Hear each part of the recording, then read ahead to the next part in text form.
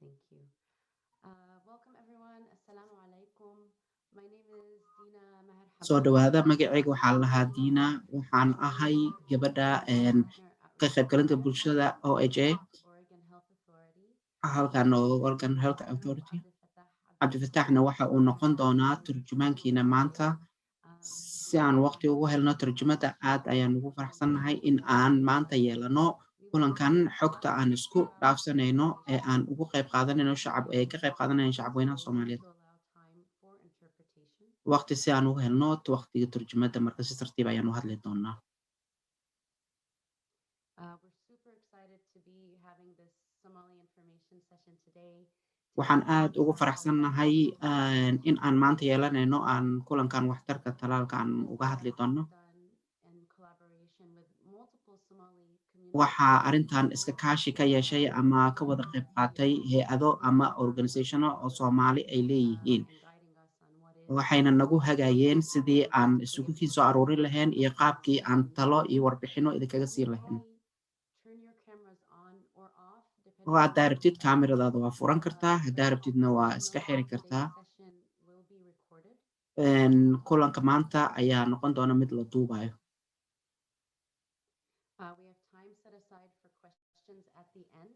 qaybta ugu dambeysana waxaan u dhignay haddii wax su'aal ama su'aalo kale aad qabtid in aan kaaga jawaabno su'aalahan marka qaybta dambe ayay imaan doonaan oo barnaamijkeena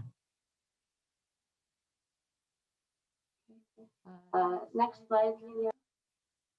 And next, perfect. I would like for you to meet my colleagues today. waxaan doonayaa in aad la kulantaan asxaabta aan shaqo wadaagta nahay Ayni Assalamu alaikum everyone. Magacayga Ayni waaye. Tina isla shaqeynaa OHA-ga. Programkan isla wadnaani ayada maasha Allah. Aada ku mahadsanahay oo maanta noogu soo qayb gasheen. Thank you. Thank you, Aini. And I have my colleague Liliana here with us as well. She's helping with technical support. halkanna waxaa ila joogta saaxiibtay aan shaqo wadaagta nahay Liliana waxay la socon doontaa su'aalaha aad ku soo qori doontaan haddii su'aal jirto aad ku soo qoraysaan qaybta chatka anigana magaceeda Liliana lahaa waxaan ahay isku duwaha ka qaybgalka bulshada ee barnaamijka OHA-ga Thank you. And of course, we have our senior health advisor. waxaa sidoo kale halkan inala joogo la taliye sare oo ka tirsan qaybta caafimaadka habeen wanaagsan magacayga Xal Ximaad yaa la dhahaa waxaa shaqadeedu waxay tahay in aan ahay la taliye sare oo ka tirsan waaxda caafimaadka khaasatan qaybta ka hortagga ama ka jawaabidda COVID-19-ka waa ku mahadsantihiin marka soo muuqashadiina halkan So today's webinar is not intended for members of the media. kulankan looma diyaarinin ama looguguma talagelin inay warbixin ama macluumaad ka qaataan xubnaha ka socdo warbaahinta ama saxaafadda emailka meeshaas ku qoran ayay kala xiriiri karaan haddii oo wax ku saabsan dhinaca saxaafadda ama warbaahinta ay jiraan marka emailkaas ay la xiriiri karaan Today, we've already done introductions. isbarashadii waa sameynay marka waa soo dhawaada qof walba waxaan ku faraxsanahay inaad dhammaantiin halkan joogtaan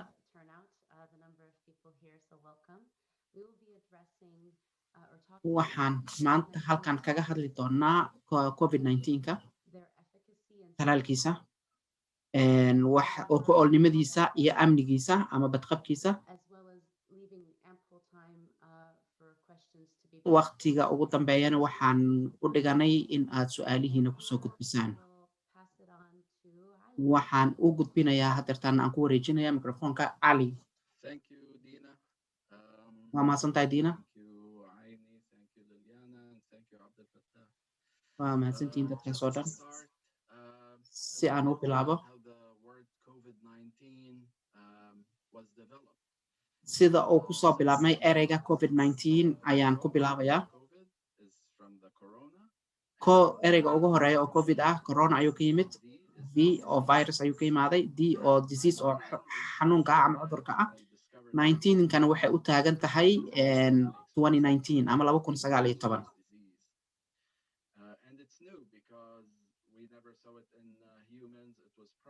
waxa weeyaan xanuunkan oo loo yaqaano coronavirus markiisii hore laguma arki jirin in uu ku dhaco bini'aadanka.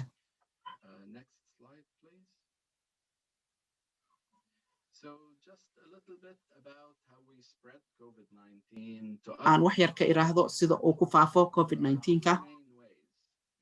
laba oo waxaa jirta hab uu ku faafo.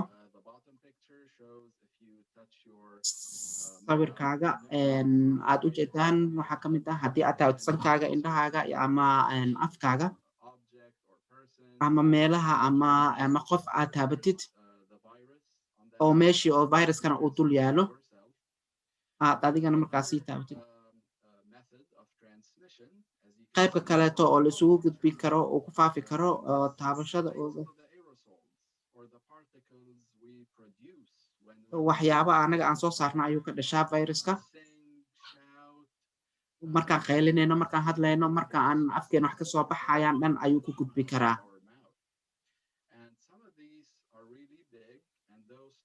waxyaabahan ayaa ah kuwa waaweyn oo marka aan isku soo dhawaanana xanuunka wuu ku faafi karaa sidaas.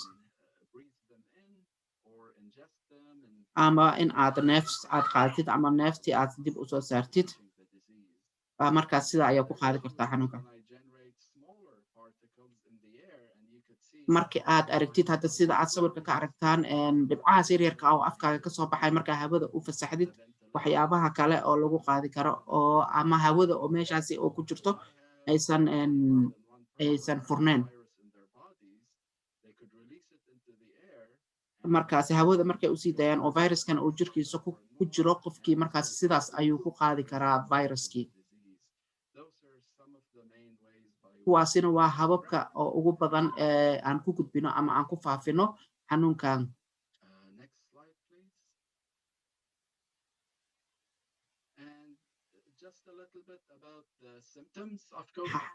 wax yar aan ka taataabto calaamadaha oo COVID-19ka. hadda aan qabo COVID-19ka waxaa dhici karta inaan qufaco, neefta oo kugu dhegta, qandhaa kugu dhici karta, xumadaada ama jirkaaga xumadiisa ayaa kor u kici karta, murqaha ku xanuuno, matag ama waxaa yeelan kartaa ama shuban ama inay kaa dhunto urta ama dhadhanka. intaasoo dhan inay iskaa tagta maahane mid ama laba ayaad dareemi kartaa xanuunkii markuu ku hayo. haddii aad qabtay allergiga oo waqtiyeysan ama xilliyada qaar dadka u imaado calaamadahan way la mid yihiin. marka allergiga marka aad baabi'inaysid waxaa samaysaa dukaanka aad tagtaa waxaa kasoo iibsataa daawada iskafaalada saaran kuwaas ayaadna isaga daaweysaa allergiga ku hayo.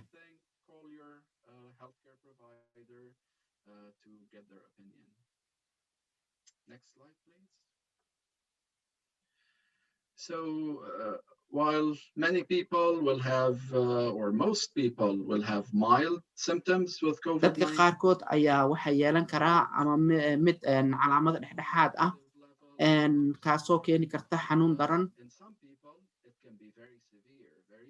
dadka qaarkoodna xanuunkooda aad ayuu u ziyaadi karaa ama inay u dhintaan ayuu xanuunkii sababi karaa. marka xanuunkaasi dadka qaarkood ayagoo aan dhimanin waxaa ku dhici kara wadna qabad, xanuun daran oo sanbabada kaga dhaco, dhaawac ka gaaro kilyaha, in ay ka dhunto urta ama dhadhanka. waqti badanayna qaadan kartaa urta ama dhadhanka inay kuu soo laabato. waxaa jiri kara in oo qaarkood ay korka ku yeeshaan nabaro yaryar oo fiix ah, hurdadii oo qofkii oo qasqas uu ka galo ama ay ku yaraato, walaaci walwal oo qofkii ku dhaco.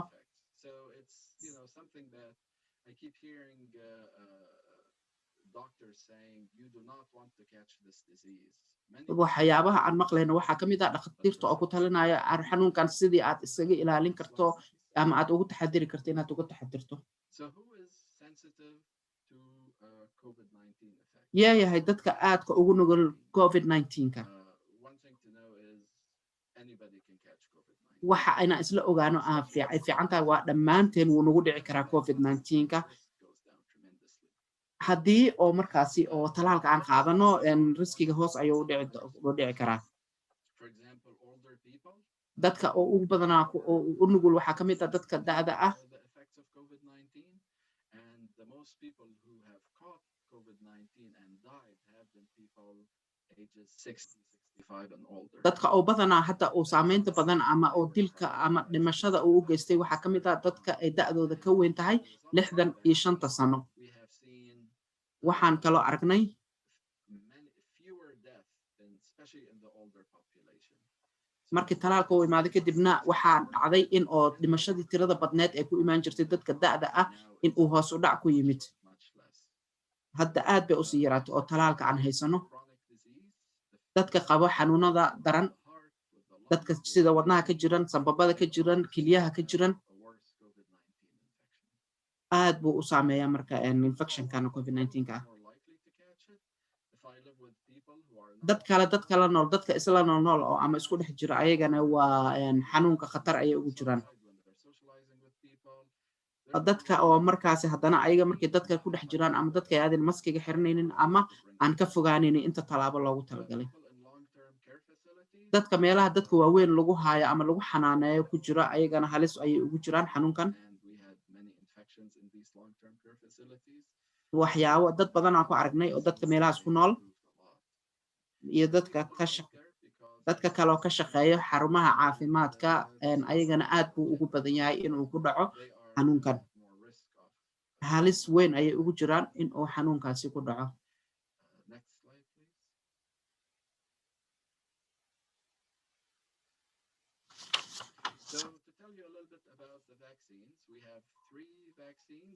hadda waxaad kaga sheego vaccine-ka 3 talaal ayaa jirto saddexdoodaba waxa weeyaan kuwa aad u wanaagsan oo badqabkooda la hubiyey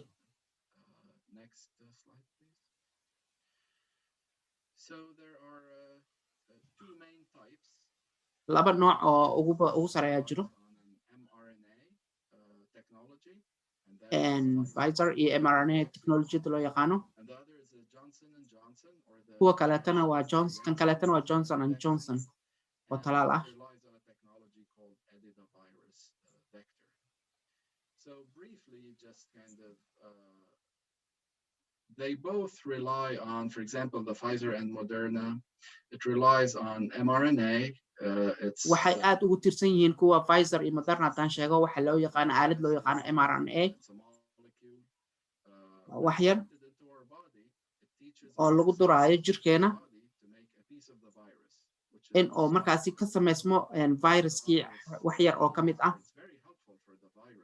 wuxuuna caawinaad ka helayaa ama uu ka hortagayaa jirkeena wuu la dagaalami karaa in uu ka hortago in aan xanuunkaasi uu jirkeena uu ku dhaco mana xanuun kama qaadayno laakiin wuxuu sameynayaa in aan difaac u helno jirkeena uu difaac uu iskaga difaaci karo xanuunkii markuu weerar ku soo qaado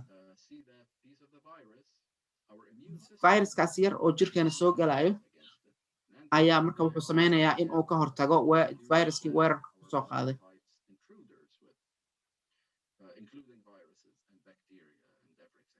waxyaabahaas dhan uu ka hortagaya viruska iyo jermiska ama bakteeriyada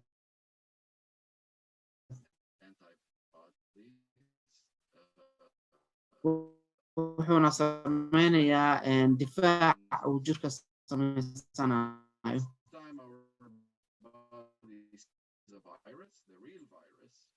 marka uu jirkeena uu weerar ku soo qaado markii aan talaalanahay oo weerarkii uu toosa jirkeena usoo weeraro wuxuu sameynayaa inuu iska difaaco ama wuxuuna siinayaa marka aad wax yar oo DNA-da ku saabsan ayuu jirkeena kusoo kordhinayaa markaasina oo viruskii ayuu jirkeena ku abuurayaa oo cad yar oo ka mid ah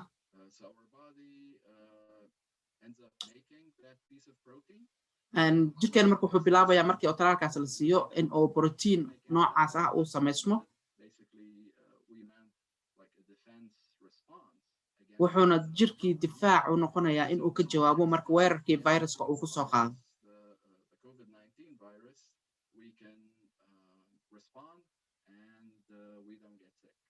markaasina jirkeena wuxuu ka jawaabayaa markuu weerar ku soo qaado viruskii oo COVID-19 markaasna adigii waxaa dhacaysa in aadan u xanuunsanin viruskii jirkaaga weerarka ku soo qaaday. We won't get sick, which is really good. And this is taasina waa arrin wanaagsan vaccines work.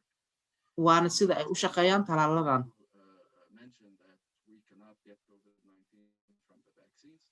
marka waxaa kaloo muhiim ah inaan idin sheego in oo talaalkan uu sabaynin in aa qaadid COVID-19ka. We cannot give it to other people. Some people are dadka kaleetana uma gudbin karayno in aan xanuunkii markaas. sick. This does not happen. We cannot give it to other people. taasina weli ma dhicin oo xadeyn ahna looma hayo in oo cudurkii ama xanuunkii dad kale uu u gudbiyo qofkii talaalnaa. So one thing also we get many questions about what do waxyaabaha kale oo aad la isku weydiinayo oo su'aalaha badanna laga soo weydiiyo waxaa ka mid ah and many people are concerned. We understand. waxyaabaha kale oo dadka ay ka walacsan yihiin. People ask about. waxyaabahan ayaa ka mid ah waxyaabaha dadka inay weydiiyaan mayuu ka kooban yahay urjiif waxyaabo xayawaanka laga soo qaaday Byproducts. ama waxyaabo There's nothing from human like waxa bini'aadanka laga soo qaaday ama jirka bini'aadanka laga keenay oo talaalkaasi laga sameeyey ma jiraan. microchips. maxaa ku jira aalad dhaqdhaqaaqa jirkayga la soconaysa oo microchip loo yaqaano? maya kuma jiro. Virus is used. It's not the coronavirus. ma ahan mana ku jiro virus kale loo isticmaalay ama waxyaabo viruska laga soo qaaday oo talaalka loo isticmaalay ma jiro, intaba kama koobno.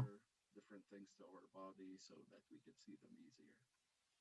So basically, you can think of it, we're really outsmarting the virus. We are using its technology to defeat. waxaan isticmaalayna sida aad u jeedid waxaan isticmaalaynaa awooddeeni iyo caqligeenii aan isugu geynaynaa sidii aan viruskaasi ula dagaalami lahayn ama aan u hortegi lahayn. So questions about safety, how are these su'aalo ku saabsan badqabka ama ammaanka talaalka markii aan talaalka qaato kadib. a company develops a vaccine, mar walba oo shirkad ama warshad ay soo saarayso talaal a review to see if it should be given to people. markaasi dib u eegis ayaa lagu sameynaya ama tijaabooyin ayaa la gelinaya markaasi si loo ogaado in dadkii la siin karo. Clinical trials before, waxyaabo tijaabooyin badan oo caafimaad ah lasoo marsiinaya. as we'll see later, each of these vaccines had about 30,000-40,000 people that took it before. maxaa la yidhahdaa sida aad arki doontid ama aad maqli doontid talaaladan ayaa waxaa lagu soo tijaabiyey 30 ilaa 40,000 oo shakhsiyood oo kala duwan. Is taken, like it starts used by the population, we keep monitoring for any markii oo la bilaabana in oo talaalkii dadkii ay qaataanna waxaan bilaabnaa in oo dadkii anama xaaladoodii aan markaasi la soconno how they've been performing. sida ay ugu jawaabaan oo jirkooda ugu falceliyo. saameyn xun uu yeelan karaa. Sometimes you might not see something in 40,000 people, you see it in millions or hundreds of waxyaabo oo side effectig waxa ka marka tijaabada la sameynaya inaad arkin aad dhici karto hadhow haddana gadaal aad ka aragtid. Sometimes people say, oh, my neighbor, or my dadka qaarkood waxay dhahayaan dadka deriskayga ah this kind of effect. waxyaabahaasi kala kulmeen markii ay talaal ka soo qaateen kadib. There are committees and scientists and agencies that look at all the information and then they markaasi waxaa loo sameeyey hay-ado iyo koox guddiyo oo arrimahaasi dib u eegis ama fiirin ku sameynayo. the kind of thinking that goes into saying, what's a real effect and what's not. markaasi si oo loo kala bixiyo marka wixii oo dhibaato bini'aadanka u keenaya iyo waxaan u keenaynin. Some of these vaccines come close in terms of some of their responses. And, even though they are very good vaccines, there are some people who have been vaccinated who still got COVID. marka talaalkani aad bay u wanaagsan yihiin marka waxaa weli jiro dad oo intay talaalkii qaateen haddana covidkii uu ku dhacay. Most of these cases are very mild. waxyaabahaas marka dadkaasi talaalan oo ku dhacayna kaysaskaas marka xaaladooda ayaa la arkay xaalad yar oo fudud inay noqotay xaaladooda aysan noqonin mid daran. Illness. Next slide, please. So a little bit more information on the aan Pfizer. wax macluumaad dheeraad ah idinka siiyo talaalka talaalada. They both have 2 doses. labadan talaal oo Pfizer iyo Moderna Doses labadaasba waxaa qaadanaysaa laba dose ayaad qaadanaysaa if you have not taken the vaccine yet. The Pfizer, you take one dose, the second dose is about 3 weeks after. marka aad talaalka Pfizer oo kale talaalka koowaad qaadanaysaa haddana 3 isbuuc kadib ayaad kii labaad qaadanaysaa So it's 28 days between the two doses. So I marka inta u dhaxayso labada dose inta qaadatid 28 maalmood ay qaadanaysaa and those clinical trials where they test the vaccine before they give it to the public. tijaabooyinkan caafimaad oo la soo sameeyay inta aan bini'aadanka la sameynin ka hor People that Pfizer recruited or were able to give the vaccine. Pfizer waxa ay tijaabadaas ku sameysay Vaccine or no vaccine are about 44,000. waxa dadka la talaalay oo talaalkaas lagu tijaabiyay tijaabada caafimaad lagu sameeyay oo Pfizer ay ku sameysay waa 44,000 oo qof And they looked at different things, how effective waxyaabo badan ay ka fiiriyeen marka sidee uu waxtar u leeyahay or just against any disease. So sidee uu xaaladii caafimaad ama xanuunkii ama jiradii ugu hortagi karaa waxyaabo badan dhinacyo badan oo dhinaca caafimaadka qofka ayaa laga fiiriyay and for me, we all get colds, we all get the flu. sida hadda ka soo qaad mar walba sanadkii waxaa nagu dhaco hergab ama qufac iyo waxyaabahaas nagu dhaco oo iska caadi ah Some people do, but usually you don't get hospitalized or die. dadka qaarkood marka calaamado yaryar lagu arki doonaa calaamadahaasna marka ma ahan kuwa oo u baahan doodid in aad isbitaal u geshid ama isbitaal lagu geeyo Now, when they look at just catching any disease, mild, marka strong, or anything, Pfizer did 95%, and Moderna was 94% effective. marka labadooda waxtarkooda markii la fiiriyay Pfizer wuxuu noqday waxtarkiisa 95% in uu qofkii wax u taro Modernana 94% ayaa waxtarkiisa la xaqiijiyay Pfizer now is approved for everybody aged sida 12 years and older. waxa sida aad la socotid Pfizer ka hadirtaan waxaa la ogolaaday in la siin karo dadka da'dooda ay ka weyn tahay 12 sano iyo wax ka badanba Things to note about these waxyaabaha ugu muhiimsan oo inaad ogaatid u baahan waxa ka mid ah is that they were tested in summer of 2020 of last year. waxa tijaabadooda ay soo bilaabatay xagaagii sanadkii hore ee 2020ka So it was not as strong as some of the, the variants or the way the virus has changed. So when it was tested, it was markii la really tijaabiyay ama tijaabadiisa la sameeyay virus, and it was pretty effective, and it was mostly waxaana la ogaaday dhammaan talaalkaasi in uu waxtarkiisa aad u fiican yahay mostly, people from a certain region. One more thing to note is that immunity tan kale oo inaan ogaano ay fiican tahay ayaa ah difaaca jirka uu siinayo dadka qaar marka waxay sameynayaan hal talaal markay qaataan dhibicdii koowaad markay qaataan ayaa haddana waxay isdhahayaan in oo talaalkii waxtar buu ku leeyahay jirkaaga difaac ayuu u sameeyay bulshadii inay dhex galaan ay bilaabayaan marka 2 isbuuc ayay qaadanaysaa markii aad dooska labaad aad wada qaadatid 2 isbuuc ayay qaadanaysaa jirkaaga inuu sameysto difaaci Ali, can I interject for one moment? I'm so sorry. I just see that our participant number has increased since we started, and I just want to make sure that for anyone joining new, you have the option at the bottom of your Zoom screen to select interpretation and select Somali if you would like to listen to the interpreter in Somali, Abdel Fattah. qaybta oo Soomaaliga oo ka socda haddii aad rabtid inaad Soomaali dhageysatid waxaad u gudbi kartaa haddaad meesha ku cusub tahay qaybta ay ku qoran tahay Soomaali qaybtaas ayaad iman kartaa haddii hadda aad nagu soo beerto marka ikhtiyaarkaasaad haysataa oo aad qaybta Soomaaliga ku dhageysan kartid Thank you, Dina. That's helpful.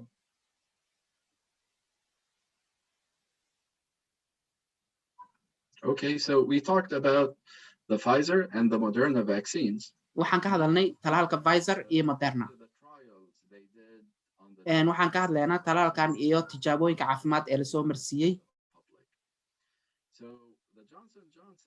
talaalka Johnson & Johnson hal doosa qaadanaysaa ma u baahnid mid kale inaad qaadatid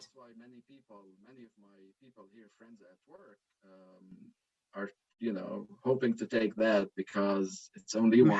waxaa sababtaas daraadeed ayaan dad badan oo aan shaqo wadaagnahay ama aan isla shaqeyno ay aad u xiiseynayaan in ay qaataan talaalkan oo halka doos ah So a little sababta aan wax yar ka yiraahdo arrintaas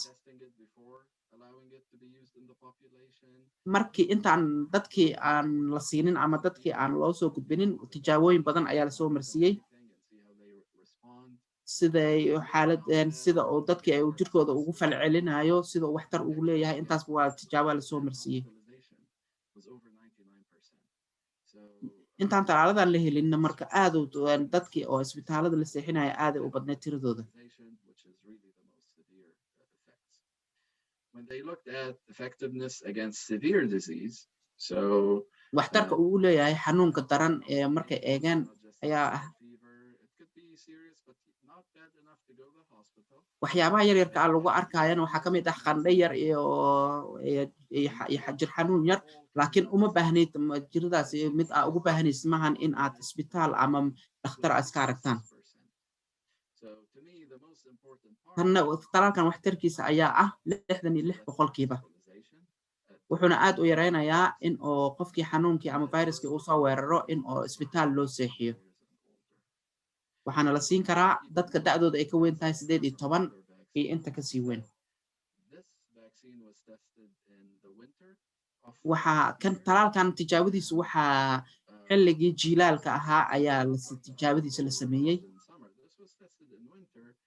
kanna kuwii hore sida aan sheegay xagaagii ayaa la tijaabiyey kanna waxaa la tijaabiyey xilligii maxaa la yidhahdaa jiilaalka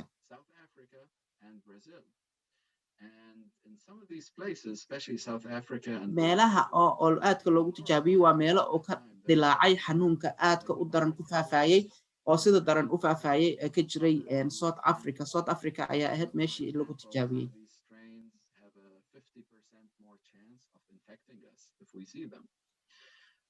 So this vaccine was tested against tougher viruses, and waxaa lagu tijaabiyey talaalkan virusyo kala duwan. That's why we can't compare them directly with the other vaccines, but despite all that, we see that it's still very, very effective at. Marka ayadoo aan la barbar dhigi karin talaalada kale, laakiin waxaan aad u xaqiijinayaa in uu yahay mid waxtarkiisa aad u sareeyo. marka talaalkan qaaditidna waa in aad sugtaa ilaa 2 isbuuc si uu u shaqeeyo ama difaaca jirkaaga uu u dhisto.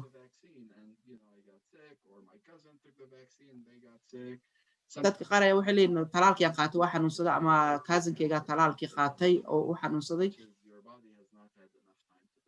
weli taasi marka sababteeda waxaa loo sababaynayaa in uu jirkaaga uusan waqti u helin uu ku dhisto difaacii uu u baahnay.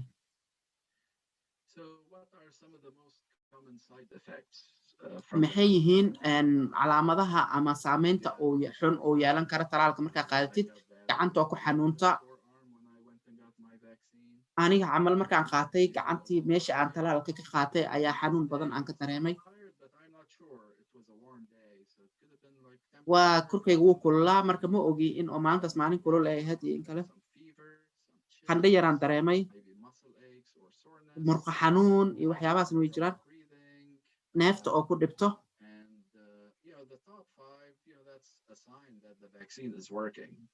marka taasina marka calaamadahaas isku aragtidna waa calaamad fiican oo waxayna caddeyn u tahay in talaalkii aad qaadatay uu jirkaaga ku shaqeynayo oo shaqadii loo baahnaana uu qabanayo haddii aad daalan tahay haddii oo madax xanuun aad dareemaysid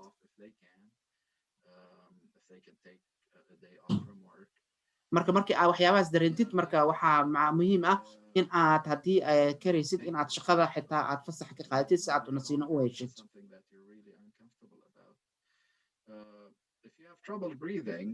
hadday naqaska uu ku dhibayo markaasi waa xilliga aad u baahan tahay ama neefta ay kugu dhigaysa ama neef xiran aad dareemaysid waa waqtiga aad u baahan tahay in aad wacdid lambarka 911 911 aan u naqaan marka arrimahan aan soo sheegnay calaamadahan aan soo sheegnay dhanna waxay ku baaba'aan si iskood ah 2 maalmood camal ayay qaataan inay ka baaba'aan next slide please.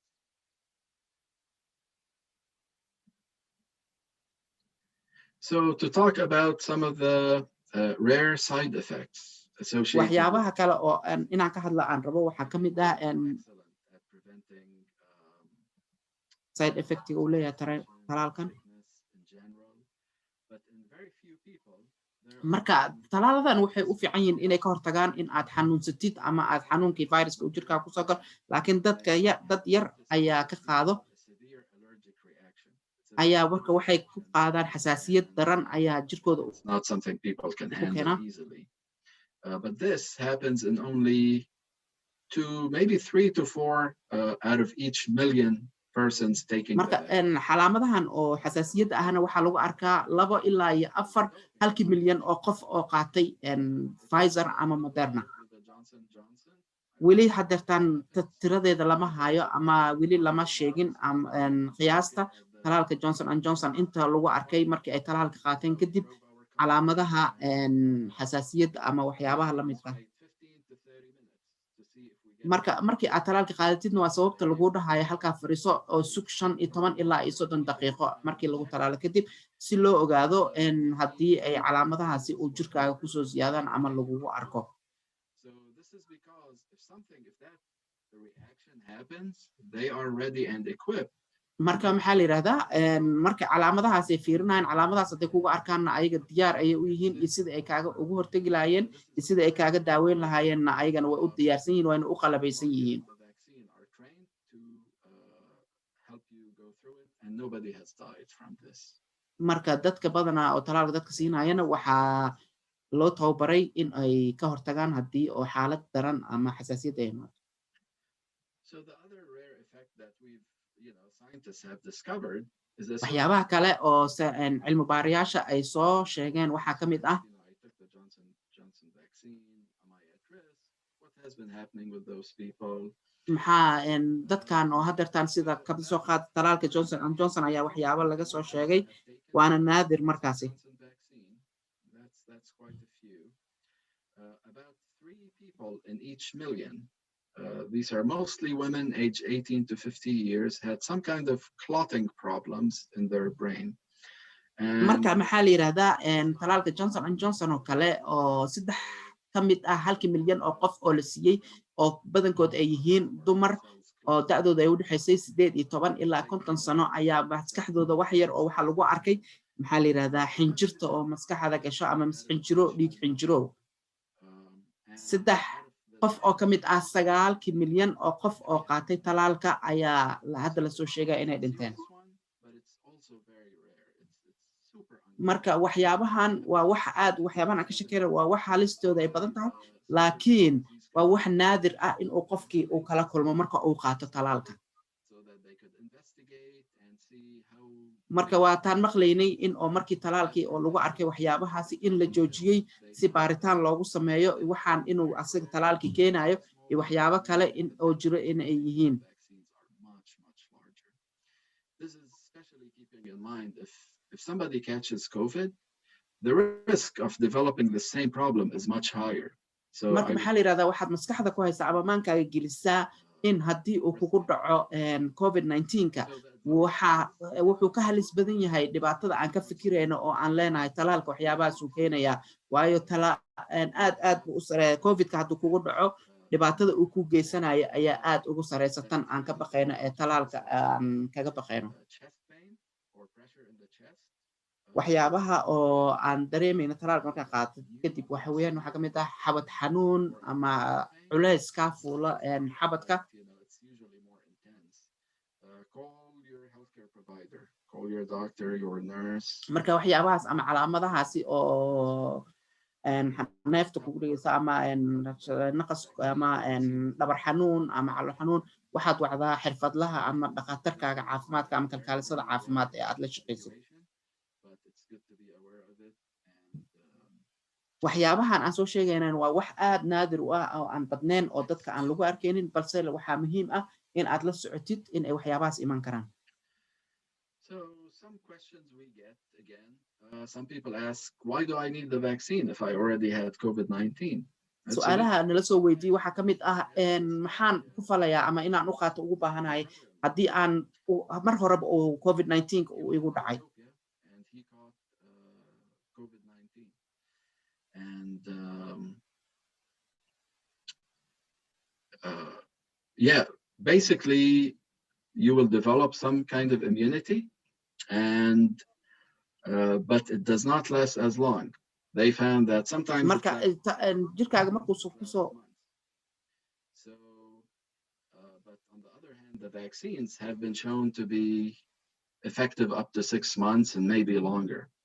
marka maxaa la yiraahdaa talaalada ayaa waxtar badan marka jiradii waxa wax yar inuu difaac jirkaaga samaysto way dhici kartaa marka uu xanuunka kugu dhaco laakiin talaalka ayaa wuxuu waxtar jirkaaga ama difaac jirkaaga u sameynaya muddo badan oo jirkaagana waxtar ayuu ugu yeelanayaa Called multi-system inflammatory syndrome, where they are advised to wait about 3 months.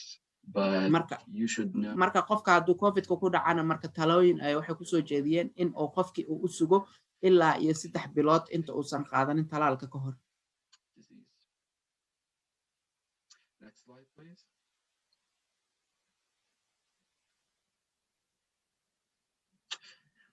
So a little bit about the children and the vaccines. You might have heard that the Pfizer vaccine. aan ka iraahdo talaalka iyo caruurta sida aad maqasheen talaalka Pfizer ayaa dhawaantan loo ogolaaday in ay qaadan karaan ciyaalka da'dooda ay ka sareyso 12 sano. Nationwide, over 600,000-700,000 kids have taken the vaccine so far, which is ilaa iyo dadkaas 6 ilaa iyo 6,000 ilaa iyo 7,000 ayaa hadda qaateen talaalkaasi.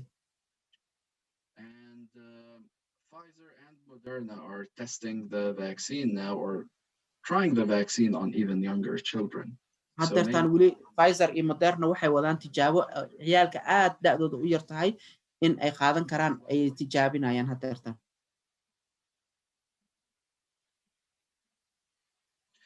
And a little bit about the safety of the vaccine in children. waxyaabo aan ka iraahdo oo yar oo ku saabsan talaalka iyo caruurta la siinayo iyo badqabkiisa. waxyaabaha oo talaaladan hadda la ansixiyey ayaa waxay leeyihiin waxyaabo side effect ama saameyn xun ayay yeelan karaan. waxaa ka mid ah waxyaabaha ay leeyihiin waxaa ka mid ah qandho yar ama xanuun ama kor xanuun ama xanuun kaa qabta meeshii talaalka aad ka qaadatay.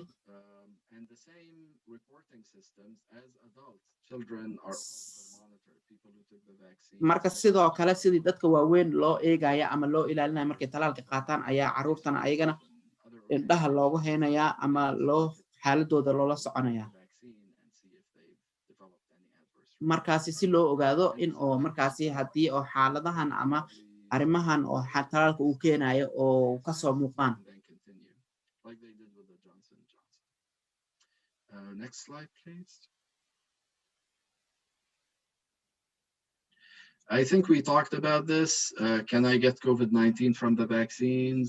Tan waa ka hadalnay marka talaalka haddii aan qaato korkeyga ama jirkeyga ma u keenayaa in aan qaado xanuunka COVID-19.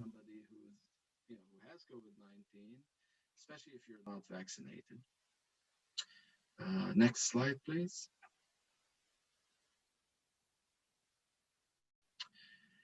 This is a question we get a lot.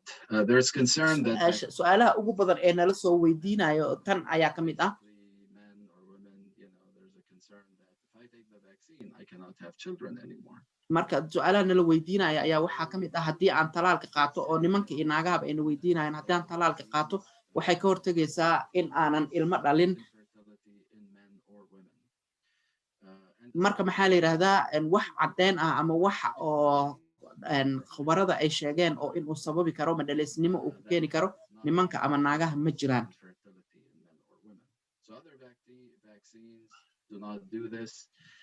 talaalada kaleba sida aan ka warhayno waxyaabahaas ma keenaan ama jirka bini'aadanka kuma keenaan ama kuma keenaan in qofka ama nimanka ama naagaha in ay ku keenaan maxaa la yiraahdaa waxyaabo loo yaqaan madhaleysnimo.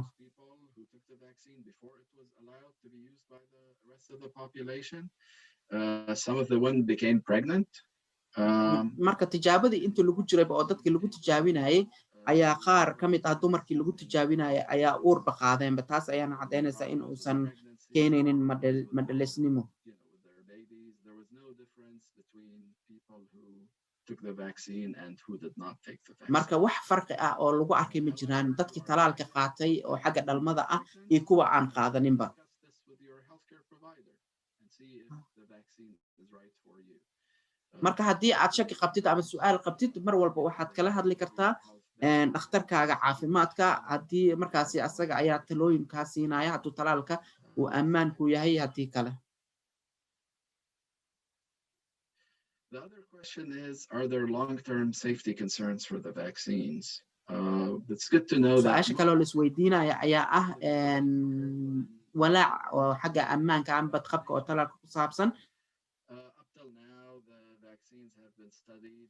Depends, some of them for 6 months, some of them for 8-9 months, and up until now, it doesn't seem like there's any long-term effects.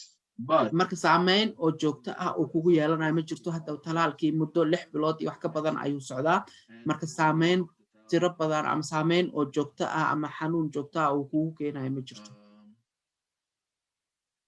we also get the question, do these vaccines cause autism?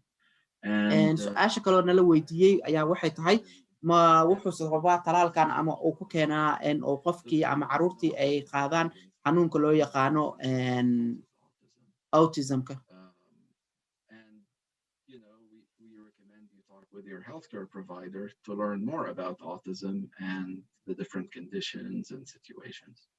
marka haddii aad autism iyo waxyaabaad ka shakisan tahayna waxaad kala xiriiri kartaa ama macluumaad aad weydiisan kartaa dhakhtarkaaga. haddeertaan macluumaadka fiican oo aan idin wadaagi karo waxay tahay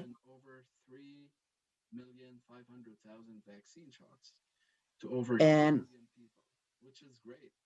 2 milyan oo qof ayaan waxaan siinay 3,500,000 oo qof talaalka COVID-19 looga hortago gobolkan Oregon. marka taasna waxay sababaysaa in aad markaas waxyaabo badan oo aad maanka ku hayso inaad samaysid, sida in aad si adoo oo kalsooni qabo aad safri kartid oo safar aad aadi kartid.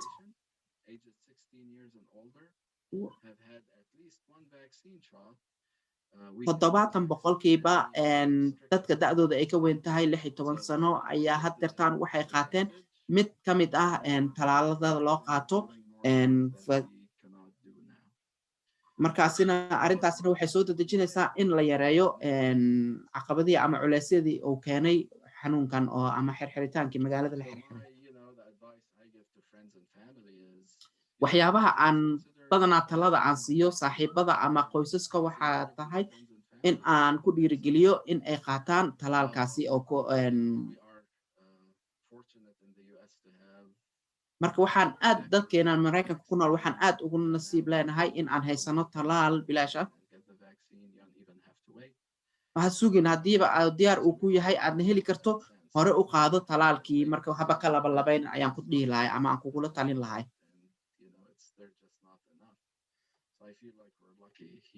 marka sidaas ayadoo ay jirto waxaan aaminsanahay in aan dadka kale ka nasiib badannahay. haddii oo talaalkii uu shaki kaaga jiro ama aad ka labaynaysid mar walba talaalkii iyo su'aalo ku saabsan iyo walaaca aad qabtid mar walba waxaad kala hadashaa dhakhtarkaaga.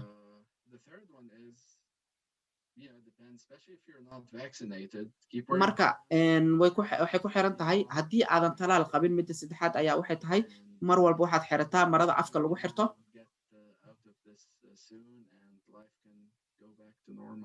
marka haddii aad talaalka heli kartidna qaado sida ugu dhaqsiyaha badan si ay nolosheena sida caadiga ah ugu soo laabato.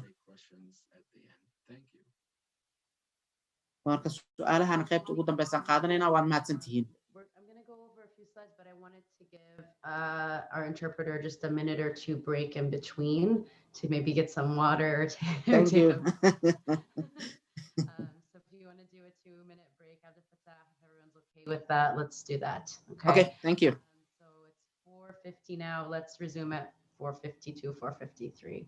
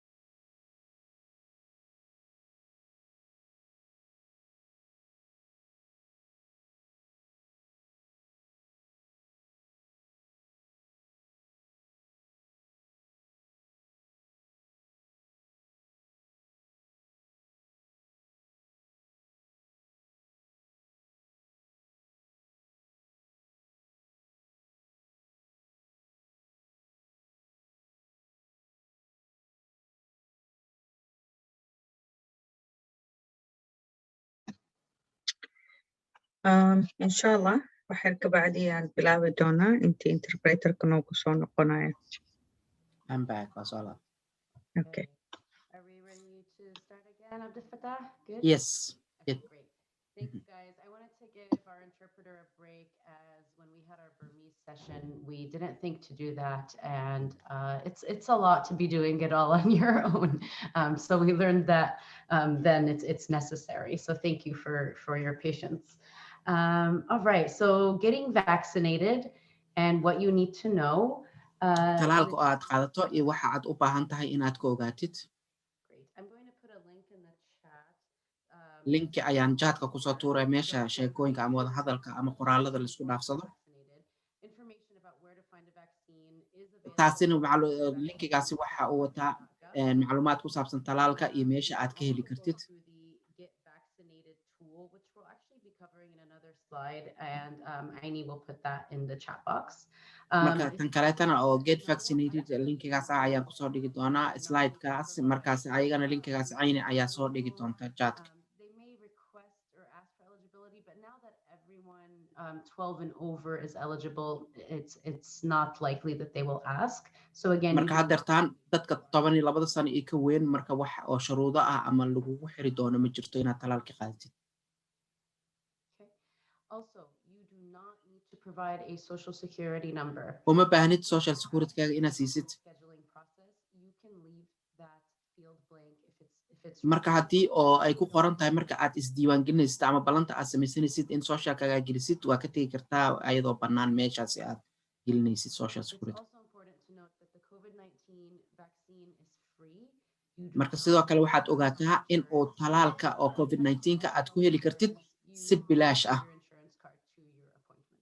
ma u baahnid xitaa inaad keentid kaarkaaga caafimaadka. Okay, next slide. All right. Also, transportation options are available. So if you have Oregon Health Plan or Medicaid, haddii aad haysidid kaarka caafimaadka Oregon Health Plan loo yaqaano waxaad heli kartaa baabuur si bilaash ah kugu geenayo balantaada kaarka talaalka. ama waxaad si gaar ah ula xiriiri kartaa qolooyinka maamulo kaarkaaga caafimaadka ayaga ayaa kuu habaynayo baabuurkii ku geen lahaa.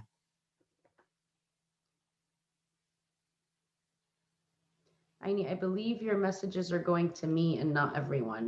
If you can resend them, that would be great. I did. Thank you. Awesome. Okay.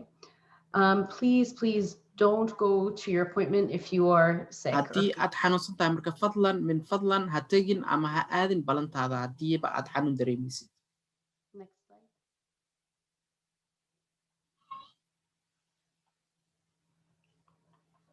All right, so you may have to wait in line to get your vaccines. So plan ahead and mar ask. walba waxaad ku tala gashaa marka aad balantaada talaalka aad u tegaysid in aad saf geli doontid oo saf aad ku sugi doontid. If you're needing any accommodations, it is your right to get interpretation in your. mar walbana waxaad xaq u leedahay in lagu diyaariyo haddii aad u baahan tahay turjumaan luuqadaada ku hadla markii aad talaalka qaadanaysid.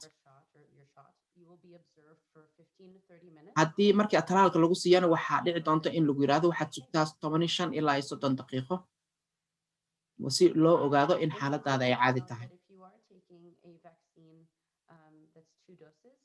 So Moderna or Pfizer, after the first shot, you'll receive a vaccine appointment card, and you'll have to potentially call to schedule your second dose. marka kaarka ayaa lagu siin doonaa markii aad talaalkaaga koowaad qaadatid oo markaa qaadanaysid Moderna iyo Pfizer kadibna haddii aan balan lagu siinin marka adiga ayay mas'uuliyad kaa saaranta inaad balanta samaysatid. Okay, so I know there's a lot of information out there and there's been a lot of confusion about warbixino macluumaad badan oo laisla dhex maraya ayaa jiro oo aan qaarna sax yihiin qaarna aan sax ahayn. inteen ka heli karaa marka macluumaad aan ku kalsoonahay oo aan aamini karo. website-keedan mid ka mid ah aad heli kartaa organ.gov ayaa geli kartaa. calaamadda stateka ama sumadda stateka Oregon ayay wadataan ama Oregon Department of Human Services ayaad ka heli kartaa macluumaadka saxda ah. macluumaadka ku saabsan COVID-19 iyo meeshaas ka heli kartaa ama talaalkiisa. Marka waxaa jiro warar kutirkuteen ah meelaha la isku marsiinayo si aan u jeejino wararkaasi kutirkuteenta ah. marka mar walba waxa la boodin macluumaad aan meesha aad ka soo xiganaysa ama aad ka helaysid aysan la xaqiijinin. meelaha ama kheyraadka ku saabsan talaalka ayaan ka hadli doonaa. Aini will be placing the websites in the chat box. Website-yada waxyaabahan aan sheegay dhan nacayn ayaa waxay kusoo tuuraysaa qaybta oo wada sheekaysiga lagu qorto meeshan aan ku jirno. marka meeshan haddaa arkaysid oo hadda ay gacanta oo falaarta ku aadan tahay luuqadda markaasi meeshaas ka bedelan kartaa. luuqadii aad rabtid ayaad meeshaas ka dooran kartaa. marka sax ahaansheeda 100% ma hubo laakiin waxaan rajaynayaa in ay ku shaqeyso marka luuqadda meeshaas aad ka dooratid. Thank you. So this is the Get Started tool or the Get Vaccinated Oregon tool here where you can find vaccines with marka halkan waa Oregon marka meesha aad ka heli kartid ama aad ka samaysan kartid balanta ama talaalka aad ka heli kartid. Go locally in your county. marka meeshaas ayaa kuu sheegi doono degmada aad degan tahay meesha kuu dhow oo markaasi aad talaal ama balan talaal aad ka heli kartid. If you can go to the next slide, Lily. Thank you. All you would have to do on this site is input your zip code. marka meeshan aad waxaa gelinaysaa zip code-kaaga markaasi sidaana kuu soo baxaysa. marka waa meelaha aad ka heli kartid in aad ka qaadatid talaalka. wuxuu ku tusinayaa marka xarumaha caafimaad ee aad talaalka ka qaadan kartid. Also 211 info is sidoo kale meeshaas 211 ayaa haddana macluumaad iyo wixii aad u baahan tahay ayaad ka heli kartaa. sida waa wici kartaa ama fariin qoraaleedna aad u qori kartaa si aad ula xiriirtid kuwa qoladaasi 211. sidoo kale waxaad kula xiriiri kartaa qaab email ah. emailka meeshaas ku qoran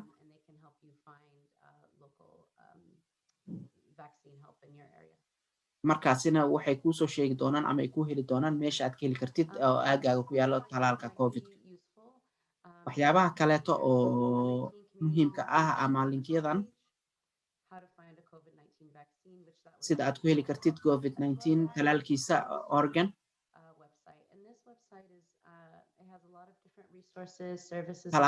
website-yadan ayaa waxaa ku jiro macluumaad tiro badan oo waxtar u leh ama aad ka faa'iidi kartid.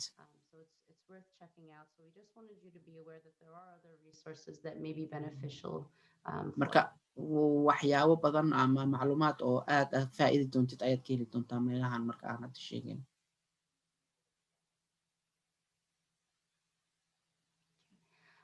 Other resources. So go back. Thank you.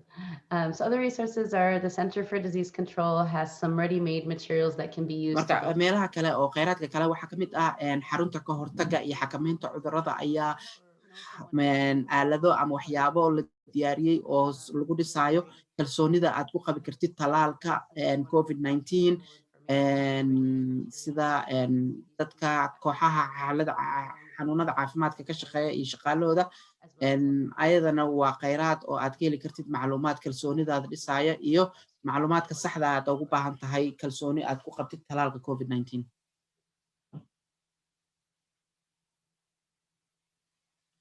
And next we're going to share, and I apologize if some of you do not live in the Portland metro area, but we learned of some local vaccine clinics through marka waa ka xumnahay haddii qaarkiin aydan deganeen magaalada Portland laakiin Somali, which I can't read, but the next one will be in English. marka talaalka macluumaadkan haddana ujeedan af Soomaali ayuu ku qoran yahay.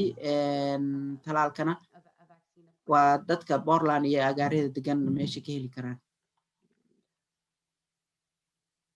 xarunta talaalka COVID-19 dhacdadan ayaa diiradda lagu saarayaa oo adeegida muhaajiriinta iyo qaxootiga. And Aini has placed the phone number in the chat box.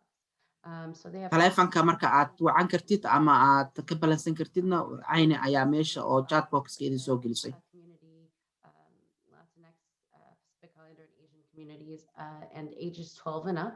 And you don't marka dhacdooyinkan waxaa loogu talagalay dadka qaxootiga, dadka madow, dadka Latinoska ah ama dadka Pacific Island ama kuwa Asia ka soo jeedo oo 12 sano iyo ka weyn da'dooda. Oh, I'm sorry. I should have noted the time is on there that it's Friday. The vaccine clinic is on Friday, 2:30 p.m. to 6 p.m. My mistake. marka dhacdadan waxay dhacaysaa maalinta Jimcaha ah saacadu markay tahay 2:00 ama 8:00 ilaa iyo 6:00 maqribnimo ama 12 saac maqribkii. Okay, next slide is fine now. Sorry. Okay. Also, there is a Pfizer vaccine clinic through the Somali American Council of Oregon. And waxaa kaloo dhacdo oo talaalka ah lagu qaban doonaa hay'adaasi Somali American Council loo yaqaano. who wants to be vaccinated, this is another marka resource in the portal. taasina waa berito Contact the numbers on the screen. marka haddii aad u baahatid in aad iska diiwaan gelisid ama talaalkii aad qaadatid lambarkaasi shaashada ku qoran ayaad wacan kartaa. So tomorrow between 11 a.m. and 5 p.m. dhacdadaasina waxay dhacaysaa 5 saac subaxii ilaa iyo 11 saac maqribkii ama 11 ama ilaa 5 galabnimo. But walk-ins are also welcome. marka haddii aadan balan lahayn ha ka labalabayn waa aadi kartaa way ku qaabilayaan. All right. haddeertaana Now we have time for questions with our senior health advisor, Ali. So if you have any questions, please feel free to put them in the chat, or you can take yourself off of mute to ask these questions. marka haddeertaana qaybihii su'aal weydiinta ayaan soo gaarnay. haddii aad su'aal qabtid su'aashaada waxaad ku soo qori kartaa qaybta chatka ama waxaad samayn kartaa mute-ka intaad ka soo baxdid ayaad afkaaga ka weydiin kartaa marka Cali oo ah la taliyaha sare ee caafimaadka. tanina waa fursadii su'aal qalad ama su'aal saxana ma jirto. marka tani waa fursadii aad ku weydiin lahayd su'aasha. Do we have any estimated number on the statistics of those who have taken the vaccine in the state? tirada ama ma haynayo dhahay su'aasha uu weydiiyey tirada qaadatay talaalka ee gobolkeena. Look them up and share those, but I would imagine it's if we've given 3.5 million in Oregon, I'd imagine it's millions of doses in the country, but we can get 3 milyan iyo 500 ayaan Oregon dadkeeda aan talaalnay. marka wadanka dhacna malaayiin ayaa qaadatay talaalkaas. 3.5 million shots, so some people have gotten 2 shots and marka 2 milyan oo qof qaadatay. marka talaalada la bixiyayna waa 3 milyan iyo 500 waaye dadka qaarkood ayaa 2 talaal qaatay. Roughly at what percentage are we standing right now? Are we making any progress, or are the numbers stable, or I'm not sure.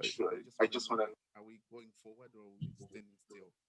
marka maadaama xanuunkii uu na ragaadiyey haddeertaan meeshii loogu talagalay maan ku soconaa mise hore ayaan u soconaa. 37% who have gotten both shots.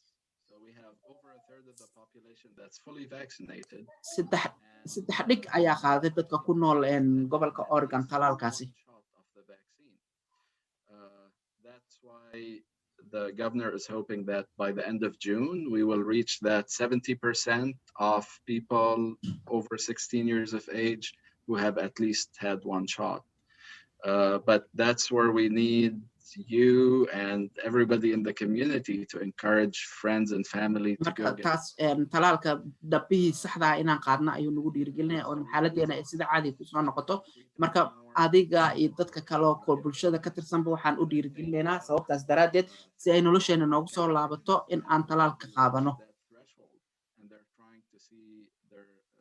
talking with the governor to see how they could open up more because they have marka haddeertaana dad waxaa jiro oo gudoomiyaha gobolka kala hadlaayo sidii oo dib loogu furi lahaa gobolkii ama xaaladihii dhaqdhaqaaqii ganacsiga oo sidii caadiga ah ugu soo noqon lahay.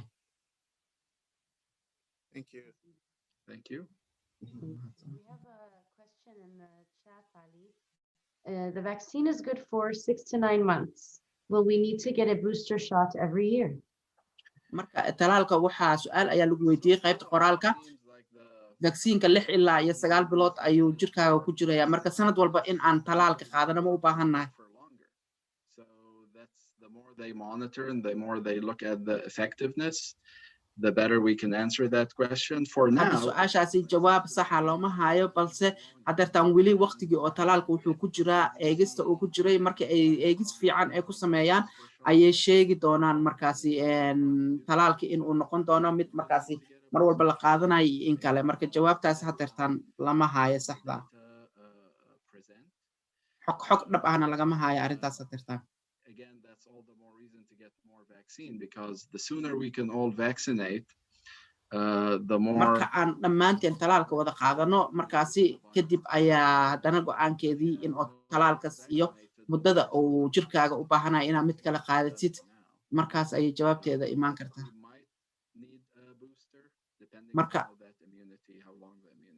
marka waan u baahan doonaa waa mar kale in aan talaalkaasi qaadano waxay ku xiran doontaa difaaca uu dhisayo talaalkaas wax kaloo su-aal ah qof qabo ama waa soo qori kartaa ama waxaad kusoo gudbin kartaa codkaaga This is to do with the J&J vaccine. Has there been any defined resistance or hesitancy impact regarding the J&J so far? I mean, at some point there was lower number of people taking that, especially after. marka oo talaalkaasi J&J-ga ama Johnson & Johnson la yiraahdo dadka hadeertaan ma ka labalabeeyaan markii kow oo dhacdooyinkii lagu arkay ayaa dadka labalabeeyay jiraan You have 2 other vaccines to take if you're not confident. marka hadda haddii aad walaac ka qabtid arrimahaas talaalka Johnson & Johnson waxaa ikhtiyaar u haysataa 2 talaal kale oo midkii rabtid aad qaadan kartid Just a follow-up question again. Do they have an option when they get to the vaccine station, like, oh, this is J&J, I don't want this, I want Pfizer, or I want Moderna? marka ikhtiyaar ma loo siinayo dadka markay tagaan meesha la isku talaalayo aniga talaalka noocan aan rabaa Pfizer aan rabaa ama Moderna aan rabaa ay ku kala dooran karaan marka taasi ma jirto laakiin waxaad samayn kartaa markii aad meesha aad ballanta ka samaysatid ayaad wici kartaa si aad uga ogaatid talaalka ay ku siinayaan Thank you. There's a question in the box from Sabah. Hi, Sabah. Is it possible for someone to get the virus 2 times in less than 90 days? ma jiraa su-aashan oo sabax gabar laha weydiisay ma jirtaa in oo 9 maalmood gudahood uu 2 jeer xanuunka kugu dhaco waa macquul in oo 9 maalmood gudahood 2 mar xanuunka uu kugu dhaco but in some people it's been shown to last only days or weeks. marka dadka qaarkood markuu xanuunka ku dhaco jirkooda difaaca uu sameynayo maalmo kooban ayuu kaga dhamaadaa difaacaasi marka difaaca markuu dhamaadana marka waxaad halis u tahay inuu mar kale kugu dhaco xanuunkii People in the Somali interpretation know that if they have questions, they can direct them to Abdel Fattah and him or Aini can relay them to us. marka su-aashaada af Soomaali ayaad ku weydiin kartaa Yeah, I can hear you, Ali. Go ahead. Yeah, my question is, I have been involving for this vaccine campaign, and I've been helping many communities. Even last Sunday, there was a vaccine event which took place in North Portland. So many people were asking me, and I encourage many people to take the vaccine, but some people, after they take the vaccine and I visit home, they say, oh, we are feeling sick, so we don't want to take the second one. So what will happen if they don't take the second one? marka ayaamahan Thank you for doing that work, Ali. can you hear me Aini su'aalaha ma ka dhigi karnaa maxaa la dhahaa consecutive qofka markuu weydiiyo inaad turjumo haddana markaas jawaabtii oo saas ugu sheeg waayo xoogaa mushkilaa ka dareemaya inaa isla markii isla wado Okay. Dina, can you hear me? Ali? Yeah, I can hear you. So, Question. Abdurrahman suggested for the question if we can can ask question and then he takes the turns because like to change the mode of the interpretation into consecutive. Question and answer? You mean Abdel Fattah? Yeah. Okay, that's fine. I have a lot of questions coming in the chat. Can we let Ali answer the question that was just asked by Ali Ibrahim? And then we can pause. Okay, so yeah, I mean, the second dose usually has more effects, but it depends on the person. And some people don't feel anything after first or second shot, but they're still getting the immunity. You know, hopefully they would take the second shot because they will really get that full immunity. With one shot, you might or might not get enough immunity. Generally, they show that you get some partial immunity. So you have a higher chance of getting COVID-19 if you come in contact with the virus. So the immunity is weak. But if they take 2 doses, and I hope they do, they will have better immunity and they'll be less likely to become sick. And so Asha wa Ali uu weydiiyey khabiirka kale ee Ali asna magaciisa yahay waxay tahay dadka qaar intay qaateen talaalka hal xabo ayaa xoogaa qandho iyo wax ayama inta ku arkeen ayay dhaheen tan labaad ma qaadanayno maxaa dhacayo dhahay haddii aysan qaadanin tan labaad waxaa dhacaya lahay difaacii jirkaaga uu u baahnaa ma samaynayo difaacii ayaa qayb ka mid ah samaysmaayo qaybta kalena ma samaysma. And when he gives me the thumbs up, I'll move on to the next question. haddaan intaa ku daro wixii uu sheegay khabiirka waxaa la yiraahdaa marka jirkaaga difaacii uu baahnaa ma helayo marka haddii oo meel viruskii uu ku jiro haddii aad tagtid marka waxaa dhacaysa inaad viruskii qaadid oo xanuunka sidaas ku qaadid maadaama uu difaaci jirkaaga heerkii laga rabay uusan taagnayn. Thank you. Okay, so these I have several questions in the chat box. The first one we'll go with is from Muna. How about if the person decided not to take the vaccine? maxaa dhacaya haddii qofka uu go'aamiyo inuusan talaalka qaadanin? The vaccine, and you come in contact with people who are sick, you are at risk of becoming sick of COVID-19. haddii aadan qaadanin talaalka oo markaasi aad la kulantid qof xanuunkii qaba markaasi xanuunkii ayaa kugu dhacaya. Or if you catch the virus, even if you don't show symptoms, you can give it to other people too, especially those who are not vaccinated. markaasi haddaadan talaalka qaadanin oo xanuunkii uu kugu dhaco oo markaasi calaamadihiisana aysan kaa soo muuqanin markaasi waxaa dhacaysa in aad xanuunkii qaybisid ama aad ku faafisid dadkii kale aad la nooleed ama aad la tacaamulaysay. Sitting at home and not seeing anyone, then my risk is really almost zero. But if I'm gonna go about my life and meet people, I increase my chance of catching COVID-19.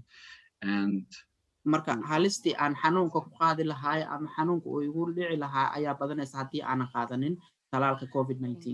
I'm gonna wait for Abdel Fattah. Oh, you're good. Okay. Thank you both. Next question from Amal. Sorry if I'm saying your name wrong. Sorry if this has been answered already. What happens if you took the first vaccine, but you waited longer than 21 days to take the second vaccine? Yeah, that's a good question. All of them are good questions. So they, ideally, you want to not be far off. If you're off by a few days, a week or 2, that's okay. If you wait too long, it's still good and you want to take that second shot, but the immune, like your protection might not be as good sometimes, but you still want to take it whenever you can. But if you're off by a few days, a week or 2, that's okay. But just make sure you get it. And again, talk with your healthcare provider to see what they recommend. But it's okay to be off by a little bit. maxaa dhacaya dhahday gabadha amal dhahaya ayadana haddii aan muddo ka badan 21 maalmood aan sugo in aan qaato qaybta labaad ee talaalka marka mar walba waxaa fiican uu dhahay khabiirka in aad talaalka waqtigii maalmo yar iyo dhowr maalmood ama dhowr cisho haddii aad kadib dhacdid qaadashada talaalka qaybtiisa labaad waa iska okay laakiin haddii aad wax badan sugtid waxaa dhacaya in uu yaraado jirkaaga dhismihii uu dhisan lahay difaacii uu kaga hortegi lahaa xanuunka. Thank you. Okay, next question from Idris. Does the state have a place where we could find out if we have immunity due to having the virus previously? The state doesn't have a place in particular, but you can go to, there are many labs, and I don't have a list, but there are many labs in the state that will, take a sample from you and test to see if you have antibodies against the virus that goes COVID-19. If you have been exposed fairly recently, your body will have antibodies against the virus and they can detect it. The state doesn't, the state has a lab, but you can go to any like Kaiser, Providence, and they will do that test. There are also drive-through clinics that will do that test for you. su-aasha kale Idris ka timid wuxuu dhahay ma jira meel aan ku baari karo in oo jirkeyga difaaciisa your antibodies might have gone away and they might not see anything. If it's a recent infection, they can still detect the virus. So it depends when you were exposed. Doing an antigen or antibody test might be helpful. maxaa la yiraahdaa Idris su-aashiisii oo ka jawaabay oo ahaa jirkeyga marka uu xanuunka qofka ku dhaco wuxuu samaysmayaa difaac ayuu samaysmayaa uu xanuunadii iskaga difaaco jirka marka meel oo gobolka ka tirsan oo aan baaritaan kusoo samayn karo ma jiraa oo antibodygayga ama immunity ama difaaca jirkeyga in uu weli xoog badan yahay uu xanuunada iskaga difaaco marka waqti dhow haddii uu xanuunkii kugu dhacay waa la ogaan karaa in jirkaaga difaaciisa uu shaqaynayo laakiin muddo badan haddii ay kasoo wareegtay markuu xanuunka kugu dhacay marka difaacii uu jirkaaga sameynayay meeshi sidiisii caadiga ayuu kusoo laabanaya marka meelo badan meel hadda gaar ah ama shaybaar gaar ah aan ku tilmaamaya ma jirto stateka wuu leeyahay isbitaalada Providence wuu leeyahay Kaiser wuu leeyahay kuwa oo adoo gaarigaaga ku jiro antibody baaritaankaas lagugu sameynayo way jiraan marka meel walbo shaybaar leh ayaa lagu sameyn karaa marka. Thank you. Okay, I have a question in the chat box from Sabah. If someone was in close contact with no symptoms, can they take the vaccine or do they have to wait until they're done with quarantine? That's a good question. And I want to say that it's probably a good idea to wait for that 14 days of quarantine from that first exposure and then take the vaccine. But I could check on that for you to make sure. waan kuu soo hubin doonaa su-aasha sabax ay weydiisay ayaa ahayd but I will double check and get you the answer for sure. su-aasha sabax ay weydiisay ayaa ahayd aniga oo xanuunkii uu igu dhacay marka aan rabo in aan qaato talaalkii ma waxaan sugayaa intii oo quarantineka ama in aan iskarantiilo karantiilka intuu iga dhamaanaya inaan sugo mise waa istalaali karaa marka waxaa fiican u dhahay in aad 14 maalmood aad dhamaystid kadib talaalkii aad qaadatid macluumaad intaas dheerna waan kuu soo ogaan karaa.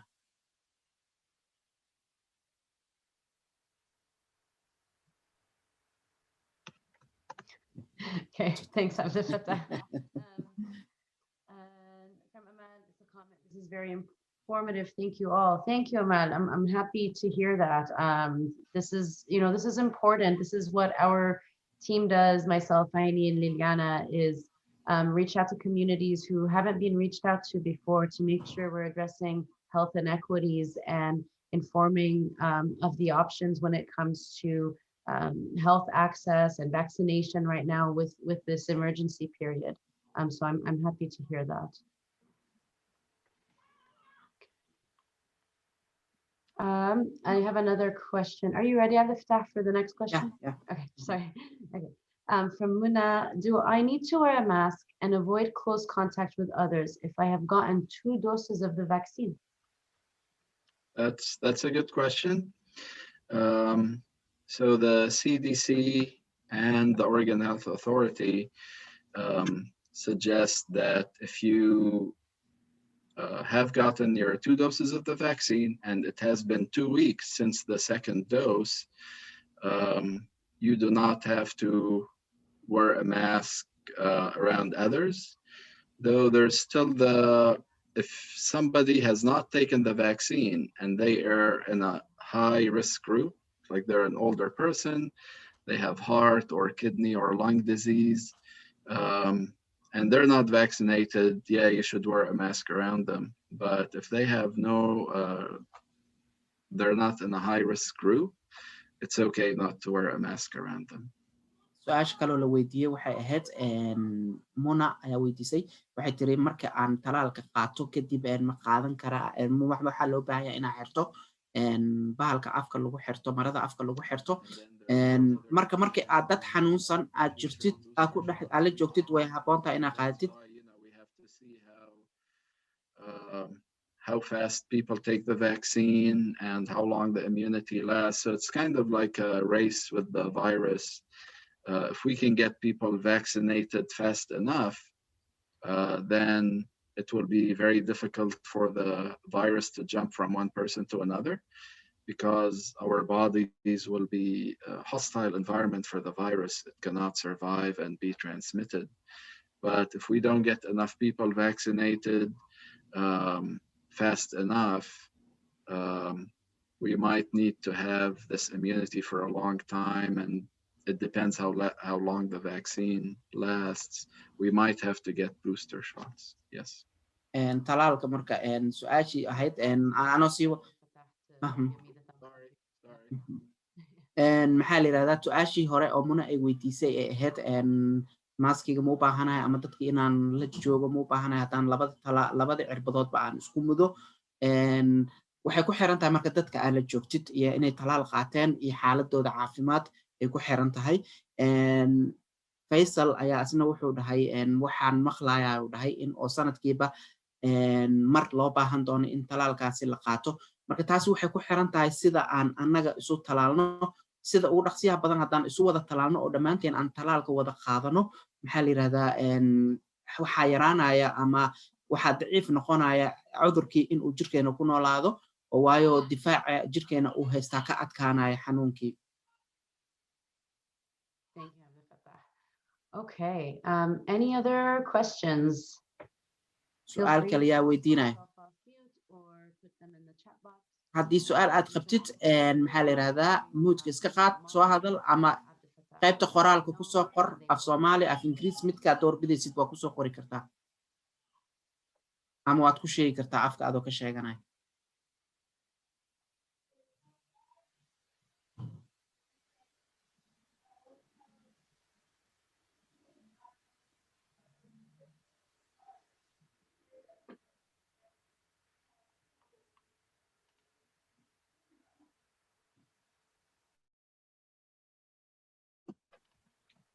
It looked like there's no questions. I think that's wonderful. That means we covered everything. Yeah, I hope so. But if more questions come in, feel free to let us know. I guess if there's no more questions, you guys get a half hour of your time back. We can go to the next slide, Liliana. Yeah, I mean, if anybody has questions, I mean, feel free to email Dina, Aini, or anyone else, and we will get you answers. And yours in the chat box, please. I put them in that document. I can't hear you. What do you say, Gina? Oh, I'm sorry. Can you hear me now? No, I can hear you. Can you please put your email and my email in the chat box? I put them at the top of the document I had sent you. Yes, I'll do that now. So yeah, last slide is just thank you. Thank you all for making time to be here, for listening to us. We really mahadsantihiin inaad halkaan nala joogtaan ama aad na dhegaysataan. questions or haddii wax su'aal ay kugu soo dhacdo ama su'aal kale ay maskaxdaada soo gasho waad nala soo xiriiri kartaa. Marka email-adoodana waxay ku qoran yihiin qaybta wada hadalka ee meeshan aan ku jirno. meeshaas email-adaas ayaad kusoo gudbin kartaa. Marka luuqadaada adoo adeegsanaya xitaa waa usoo qori kartaa marka su'aasha aad qabtid.